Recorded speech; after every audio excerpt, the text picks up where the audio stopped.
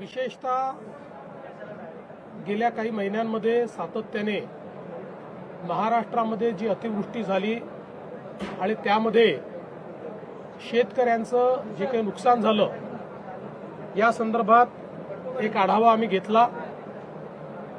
जवळपास 60 लाख हेक्टरचं नुकसान हे झाल्याचा प्राथमिक अंदाज आहे। यापैकी पहिल्या टप्प्यातलं जे काही नुकसान होतं ऑगस्टपर्यंतचं त्याकरता 2215 कोटी रुपये हे राज्य सरकारने वितरित करणं चालू केलेलं आहे। ई-केवायसीचे जी काही अट होती ती शिथिल करून ॲग्रीस्टॅकच्या रेकॉर्डप्रमाणेच हे पैसे देण्याचा आम्ही निर्णय घेतलेला आहे आणि त्या संदर्भातली कारवाई आम्ही सुरू केलेली आहे। असाही निर्णय करण्यात आलेला आहे की आता पुढच्या 2-3 दिवसात सगळ्या प्रकारची माहिती आमच्यापर्यंत पोहोचेल। काही ठिकाणी पाणी असल्यामुळे योग्य प्रकारचं असेसमेंट घेता येत नव्हतं आणि म्हणून त्यांना अधिकचा वेळ आपण दिलाय। पुढच्या 2-3 दिवसात ही सगळी माहिती पोहोचेल। त्यानंतर शेतकऱ्यांना करावयाची मदत असेल, जी खरडून गेलेली जमीन आहे त्याच्याकरता करायची मदत असेल, विहिरींच्या संदर्भात करायची मदत असेल, घरांच्या संदर्भातली मदत असेल, तातडीची मदत जी आपण सुरू केली आहे त्या संदर्भातले निर्णय असतील, वेगवेगळ्या प्रकारे ज्या ज्या प्रकारचं नुकसान झालेलं आहे त्या सगळ्या नुकसानाच्या संदर्भात एक कॉम्प्रिहेन्सिव्ह पॉलिसी तयार करून आणि ही सगळी जी काही मदत आम्ही करणार आहोत ही पुढच्या आठवड्यामध्ये त्या संदर्भातली घोषणा आम्ही करू आणि शक्यतोवर आमचा प्रयत्न आहे की सगळी मदत ही शेतकऱ्यांना दिवाळीपूर्वी त्यांच्या खात्यामध्ये मिळाली पाहिजे अशा प्रकारचा प्रयत्न आम्ही करणार आहोत। तसाच निर्णय मंत्रिमंडळाने घेतलाय।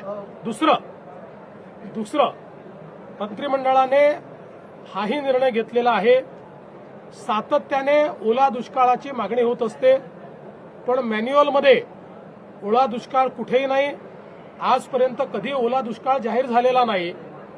तथापि आम्ही हा निर्णय घेतला की ज्यावेळी दुष्काळ पडतो त्यावेळी ज्या ज्या उपाययोजना आणि सवलती आपण देतो त्या सगळ्या सवलती आता यालाही म्हणजे दुष्काळ तर त्याला टंचाई म्हणतो आपण, तशाच प्रकारची दुष्काळी टंचाई पडली आहे असं समजून त्या सगळ्या सवलती याही वेळी लागू करण्याचा निर्णय हा राज्याच्या मंत्रिमंडळाने घेतलेला आहे। त्यामुळे जी काही मागणी होती की त्यावेळच्या सवलती लागू झाल्या पाहिजेत किंवा ओला दुष्काळ जाहीर करायचा अर्थच तो असतो की त्या सवलती लागू करा, तशा सगळ्या सवलती या लागू करण्याचा निर्णय हा राज्याच्या मंत्रिमंडळाने घेतलेला आहे। मी आज यापेक्षा अधिक सांगणार नाही कारण आता ही सगळी नुकसानाची आकडेवारी जमा होते, ती पूर्ण जमा पुढच्या 2-3-4 दिवसात होईल आणि जसं मी सांगितलं लवकरात लवकर पण कुठल्याही परिस्थितीत पुढच्या आठवड्याच्या आत आपल्याला या संदर्भातली जी काही मी शिंदेसाहेब आणि अजितदादा आम्ही बसून या संदर्भातला निर्णय घेणार आहोत आणि त्या संदर्भातली घोषणा आम्ही करू। आज राज्याच्या मंत्रिमंडळाने आज अजून काही महत्वपूर्ण या ठिकाणी निर्णय केलेले आहेत ज्याच्यामध्ये राज्याची एक सर्वंकष कॅन्सर सेवा policy, comprehensive cancer care policy ही आपण तयार केलेली आहे। या कॅन्सर केअर पॉलिसीच्या माध्यमातून राज्यातल्या सगळ्या जिल्ह्यांना कॅन्सरचा उपचार हा उपलब्ध राहिला पाहिजे अशा प्रकारची याची रचना करण्यात आलेली आहे। याच्यामध्ये L1 apex centre, L2 centre आणि L3 सेंटर याचं जाळं आपण तयार करतो आहोत जेणेकरून कोणालाही कॅन्सर सारख्या या बिमारीची ट्रीटमेंट मिळण्याकरता त्यांच्या जिल्ह्यामध्येच जवळपास महत्वाच्या गोष्टी उपलब्ध असतील। काहींना काही गोष्टींकरता L2 सेंटरला काही ठिकाणी जावं लागेल पण याच्यामुळे खूप मोठ्या प्रमाणात कॅन्सर याचा जे काही रोगनिदान आणि त्याच्यावर उपचार आहेत त्याची सुलभता आणि त्याची कॉस्ट कमी करणं हा याच्या पाठीमागचा उद्देश आहे। हे देखील राज्याच्या वतीनं आम्ही करणार आहोत। आज राज्याने आपली GCC पॉलिसी ही देखील या ठिकाणी मान्य केलेली आहे। GCC म्हणजे ग्लोबल कॉम्पिटिटिव्ह सेंटर।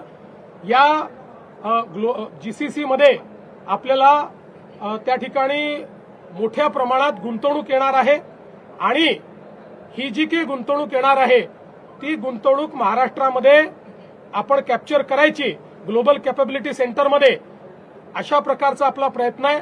हे ग्लोबल कॅपॅबिलिटी सेंटर मोठ्या प्रमाणात रोजगार देणारे सेंटर आहेत। ज्या प्रकारे मागच्या काळामध्ये बीपीओनी आपल्याला खूप मोठ्या प्रमाणात रोजगार दिला, तसंच आता हे ग्लोबल कॅपॅबिलिटी सेंटर्स जीसीसी रोजगार देणारे आहेत। एक अपेक्षा अशी आहे की पुढच्या काळामध्ये आपल्या देशामध्ये जगातनं 5000 जीसीसी येणार आहेत आणि हा सगळा जो जीसीसीचा रिव्होल्यूशन आहे हा महाराष्ट्रात कॅप्चर करण्याकरता ही पॉलिसी आपण तयार केली आहे।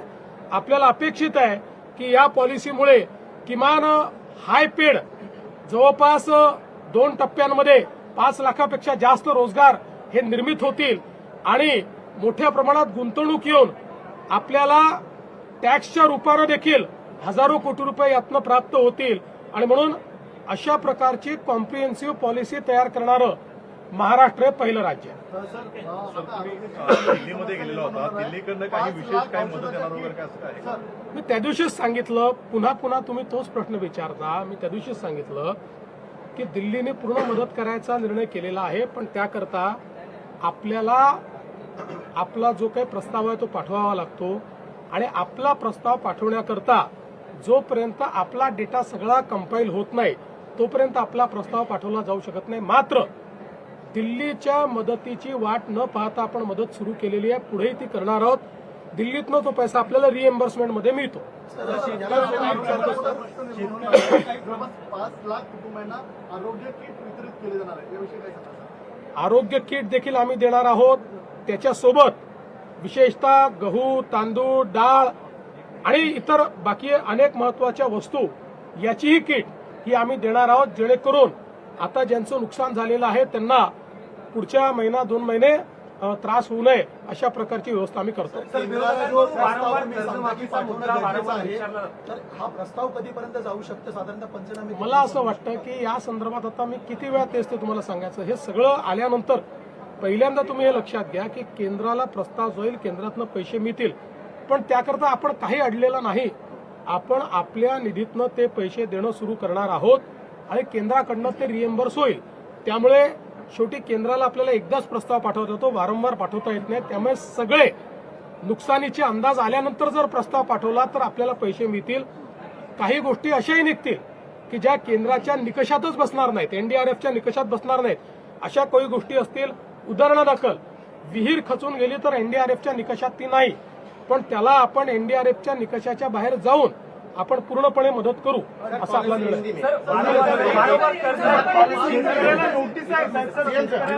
एकाच जिल्ह्यामध्ये अशा प्रकारे नोटीसच्या संदर्भात त्या ठिकाणी आणि त्याही नोटिसेस जुन्या आहेत, त्या नोटिसेसचं आमच्या निदर्शनास आलंय। तिथे बँकांना सांगितलंय, सगळीकडे बँकांना अतिशय स्पष्ट निर्देश दिलेले आहेत, कुठेही वसुली आम्ही करू देणार नाही।